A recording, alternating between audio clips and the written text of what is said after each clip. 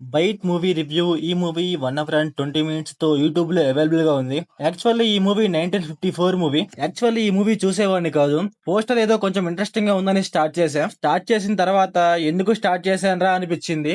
Movie ఏమో black and white లో ఉంది. 1954 మూవీ అంటే బ్లాక్ అండ్ వైట్ లో ఉంటది. సరేలే ఓకే అనుకున్నా.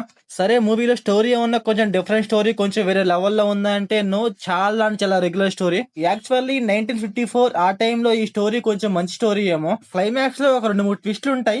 ఆ ట్విస్టులు అయితే ఇప్పుడైతే నాకైతే మరీ అంత గొప్పగా అనిపించలా. కాకపోతే ఏంటంటే 1954 లో గైస్, అప్పుడు అయితే మంచి ట్విస్ట్ అయి ఉండొచ్చు, మంచి ఎంగేజింగ్ గా ఉండొచ్చేమో మరి అప్పుడులో. ఇప్పుడైతే మనం చాలా అంటే చాలా మూవీస్ అయితే ఇలాంటివి చూస్తుంటాం కాబట్టి నాకైతే రెగ్యులర్ గా అనిపించింది. మూవీలో ఏదైతే డ్రామా ఉందో ఆ డ్రామా గైస్ నాకైతే పిచ్చ అంటే పిచ్చ లాగ్ అనిపించింది.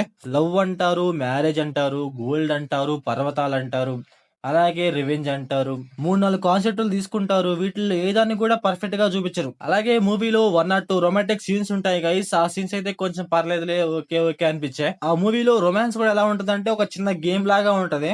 ఏదో గేమ్ ఆడుతున్నట్టు, ఏదో చేస్తున్నట్టు చేస్తా ఉంటారు.